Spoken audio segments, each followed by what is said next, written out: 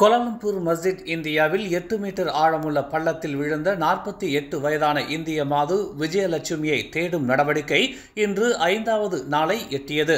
இந்நிலையில் இன்றும் காலை 9 மணியிலிருந்தே தீயணைப்பு வீரர்கள், காவல்துறையினர் மீட்பு நடவடிக்கையில் ஈடுபட்டனர். முன்னதாக நீரை பாய்ச்சி மீட்டெடுக்கும் நடவடிக்கை நேற்று இரவில் தொடங்கிய நிலையில் அதனால் எந்த முன்னேற்றமும் காணப்படவில்லை. சாதகமான முடிவு அமையட்டும் என்று அதிகாரிகள் தெரிவித்துள்ளனர். காலை 9 மணி நிலவரப்படி பெரும்பாலான வணிக வளாகங்கள் இன்னும் மூடப்பட்ட நிலையில்தான் காணப்பட்டதாக நமது செய்தியாளர் தெரிவித்தார். மீட்பு நடவடிக்கையின் முன்னேற்றங்களை பின்தொடர்வதற்காக கிட்டத்தட்ட 50 ஊடக பணியாளர்கள் காலை 8 மணிக்கே தளத்தில் கூடியுள்ளனர். நெங்கிரி சட்டமன்ற இடைத்தேர்தலின் போது கிளந்தானில் நடந்த பிரச்சாரத்தில் தேச துரோக கருத்துக்களை தெரிவித்த குற்றச்சாட்டில் முன்னாள் பிரதமர் தான் ஸ்ரீ முஹிதீன் யாசின் இன்று குவாமுசாங் செஷன்ஸ் நீதிமன்றத்தில் தாம் குற்றமற்றவர் என்று ஒப்புக்கொண்டார். குற்றச்சாட்டின்படி பெரிக்காத்தான் தலைவரான முஹிதீன் கடந்த ஆகஸ்ட் 14ஆம் தேதி இரவு 10:30 மணி முதல் 11:50 மணி வரை டேவான் சமாய் பக்தி ஃபெல்டா பராசுக்கு அருகில் உள்ள ஒரு திறந்த வெளியில் தேச துரோக கருத்துக்களை கூறியதாக கூறப்படுகிறது.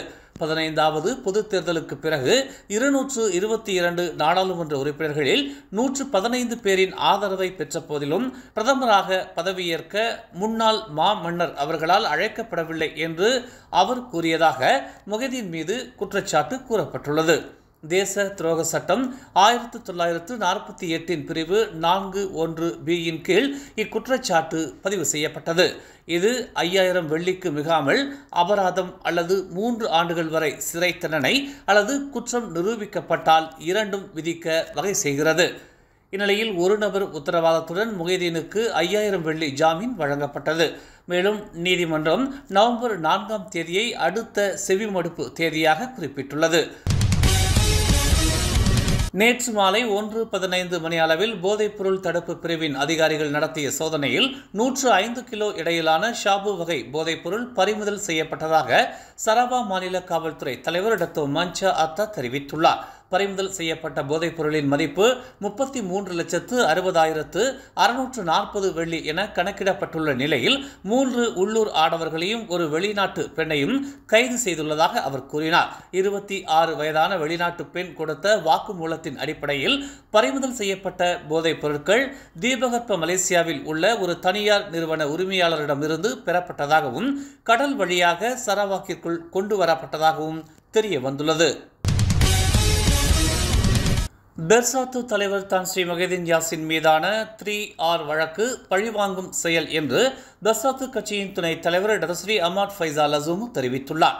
முன்னாள் மாமன்னர் குறித்து முஹிதீன் தெரிவித்த கருத்து தவறாக புரிந்து கொள்ளப்பட்டு காவல்துறையும் நடவடிக்கை எடுப்பது முறையானது அல்ல என்று அவர் தெரிவித்தார். இஸ்லாத்தையும் மலாய்க்காரர்களின் நலனையும் முதன்மையாக கொண்டு இயங்கும் பெர்சாத்து கட்சி ராஜா மலாயு பற்றி தவறாக விமர்சிக்குமா என்பதையும் மக்களும் ஆட்சியாளர்களும் கருத்தில் கொள்ள வேண்டும் என்று அவர் தெரிவித்துள்ளார். தலைநகரின் பிரபல வணிக தலமான பெட்டாலிங் ஸ்ட்ரீட்டில் கோலாலம்பூர் நகராண்மை கழகம் நடத்திய சோதனையில் 16 வெளிநாட்டினர் தடுத்து வைக்கப்பட்டுள்ளனர். சட்டவிரோதமாக பணி அமர்த்தப்பட்ட 16 வெளிநாட்டினர் மீது விசாரணை நடத்தப்பட்டு வருவதாகவும் முறையான பாதுகாப்பு அம்சங்கள் இல்லாத பொருட்களை விற்பனை செய்த 8 வணிக கடைகளை மூடியதாகவும் கோலாலம்பூர் நகராண்மை கழகமான DBKL தெரிவித்துள்ளது. மலிவு விலை பொருட்கள் என அங்கீகரிக்கப்படாத பொருட்களை பறிமுதல் செய்துள்ளதாகவும் அரசு முத்திரைகள் இல்லாத பொருட்களை பொதுமக்கள் விலை கொடுத்து வாங்க வேண்டாம் என்றும் கோலாலம்பூர் நகராண்மை கழகம் வலியுறுத்தியுள்ளது. பாராலிம்பிக் போட்டி விளையாட்டு நாளை பாரிஸில் தொடங்கவிருக்கும் நிலையில் மலேசிய பாராலிம்பிக் வீரர்களை இளைஞர் விளையாட்டுத்துறை அமைச்சர் ஹன்னா இயோ வழி அனுப்பி வைத்தார். ஆகஸ்ட் 28ஆம் தேதி தொடங்கி செப்டம்பர் 8ஆம் தேதி வரை நடைபெறும் பாராலிம்பிக் விளையாட்டில் மலேசியாவில் இருந்து 30 போட்டியாளர்கள் 8 போட்டிகளில் பங்கேற்கின்றனர் என்பது குறிப்பிடத்தக்கது.